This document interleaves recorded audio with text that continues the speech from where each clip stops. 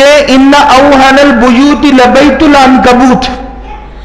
میں یہ نہیں کہہ رہا ہوں، یہ قرآن کہہ رہا ہے کہ وہ جو گھر ہے نا دوسرے بھگوانوں کے، اللہ کہہ رہا ہے ان کی حیثیت ہمارے نزدیک مکڑی کا کمزور جالا، عنکبوت کہتے ہیں جو جالا ٹوٹ گیا ہو.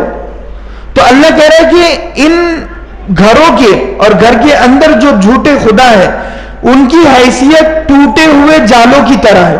مکڑی کا ٹوٹا ہوا جالا ہوتا ہے نا، ان کی حیثیت بالکل ایسے ہی ہے. ابھی تفسیر میں وہ مثال دی تھی نا، کیا مثال تھی وہ؟ کہ اللہ تبارک و تعالیٰ فرماتا ہے کہ یہ جو کافر طاقتیں ہیں، غیر مسلم طاقتیں، اسلام دشمن طاقتیں ہیں، ان سے ڈرو مت، گھبراؤ مت.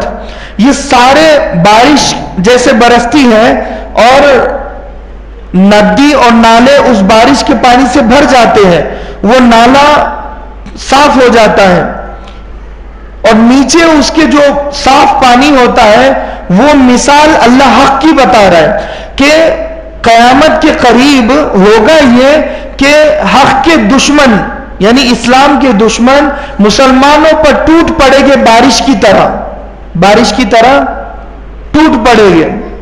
تو گھبراؤ مت، ڈرو مت، اللہ تمہاری حفاظت ایسے کرے گا جیسے ندی اور نالوں اور پرنالوں سے اللہ گندے گندے کاغذ کو اور دھول اور مٹی کو اللہ باہر کرتا ہے، ایسے ہی یہ جو سارے دشمن اگر مسلمانوں پر ٹوٹ پڑے گے اللہ ایک ایک کو ہٹائے گا اور اسلام ایسے ابھر کر سامنے آئے گا، مسلمان ابھر کر سامنے آئے گا.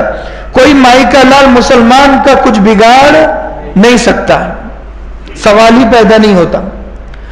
اللہ نے مثال دی ہے کہ یہ سپر پاور جو طاقتیں ہیں نا جن سے ڈرتے ہیں لوگ، تو یہ کیا ہے؟ یہ پھیس ہے، یہ ایک جھاگ ہے. ان کی مثال کیا ہے؟ ایک جھاگ ہے.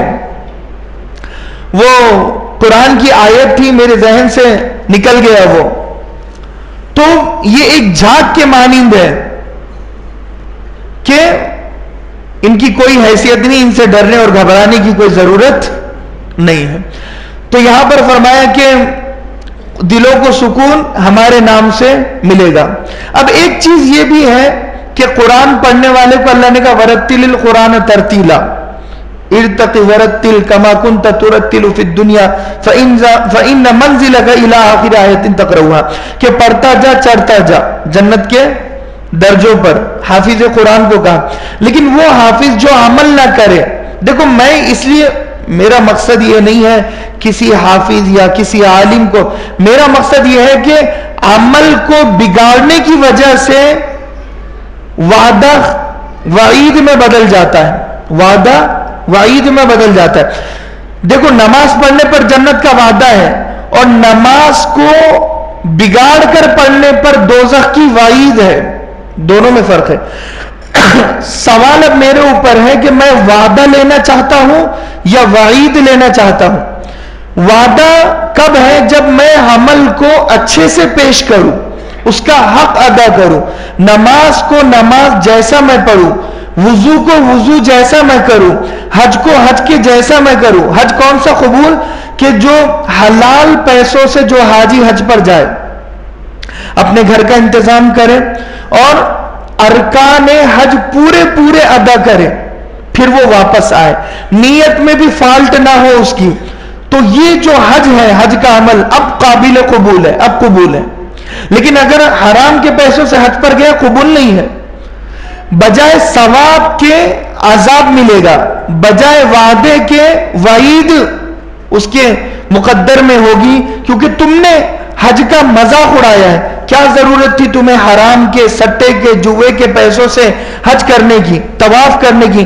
تمہارے ناپاک قدم تم وہاں پر لے جا رہے ہو، طواف کر رہے ہو، شرم تم کو مگر نہیں آتی. زمزم کا پانی تم پی رہے ہو کہ جس منہ سے تم نے شراب پی ہے کہ تم اسی منہ سے زمزم کا پانی پی رہے ہو وہاں جا کر. اگر حلال سفر ہو، حلال پیسے سے ہو، حلال محنت لگے اور ارکان پورے ادا ہو تو کوئی برائی نہیں ہے اس میں. تو قرآن کا بھی ایسے ہی ہے، حافظ تم ہو، تم عمل کرو، لیکن اگر تم حافظ بھی ہو اور عمل نہیں کرتے ہو تو پھر اب رب قارئ یقرأ القرآن والقرآن یلعنہ او کما قال علیہ الصلوۃ والسلام. بخاری شریف کی حدیث ہے، اللہ کے نبی صلی اللہ علیہ وسلم فرماتے ہیں کہ بہت سارے قاری قرآن یعنی قرآن پڑھنے والے ایسے ہو گئے کہ وہ قرآن پڑھ رہے ہوگے اور قرآن انہیں لعنت اور ملامت کر رہا ہوگا، قرآن انہیں بددعا دے رہا ہوگا. اللہ کے نبی صلی اللہ علیہ وسلم نے فرمایا کہ جب ایسا کوئی آدمی قرآن پڑھتا ہے نا تو قرآن چیختا ہے، چلاتا ہے. قرآن کو تکلیف ہوتی ہے، قرآن چیختا ہے، چلاتا ہے. اور جب انگلی رکھ کر کوئی آدمی پڑھتا ہے نا الف لام میم ذالک الکتاب لا ریب فیہ ھدی للمتقین، یہ تکلیف کس کو ہوتی ہے؟ قرآن کو ہوتی ہے. کون سے قاری کی وجہ سے؟ جو عمل نہیں کرتا، صرف پڑھتا رہتا ہے. قرآن صرف پڑھنے کے لیے، عمل کے لیے نہیں ہے. قرآن ایک لا ہے، قرآن ایک قانون ہے. یہ قانون صرف پڑھنے کے لیے نہیں ہے، قانون عمل کرنے کے لیے ہوتا ہے. اگر کوئی آدمی ریڈ لائٹ پر نہ رکے اور ریڈ لائٹ کا قانون رٹ لے اور پولیس والے اسے روکے اور وہ بائک نہ روکے اور سیدھا لے کر چلے جائے، جب اسے روکے اور کوئی اس سے کہے کہ تم نے ریڈ لائٹ پر گاڑی کیوں نہیں روکی، وہ یہ کہے کہ مجھے ریڈ لائٹ کا قانون یاد ہے اور وہ قانون کو سنا دے کہ دھارا 315 ایسے ایسے، اس میں اگر ریڈ لائٹ جو کراس کرے گا تو اسے 2 سال کی قید ہوگی، تو وہ پولیس والا کہے گا یاد کرنا کافی نہیں ہے، عمل کب کرو گے؟ پریکٹیکل بھی تو ضروری ہے.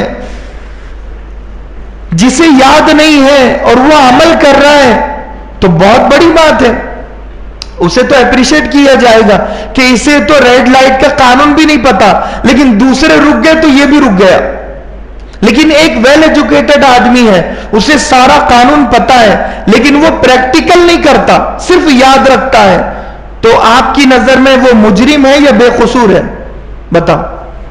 مجرم ہے، مجرم ہے نا، کیونکہ اس نے اپنی بائک کو ریڈ لائٹ پر روکا نہیں ہے، قانون یاد ہے اسے. بالکل ہمارا معاملہ ایسے ہی ہے، ہم قرآن پڑھتے ہیں لیکن اس قانون کو پریکٹیکل نہیں کرتے، قانون پر عمل نہیں کرتے.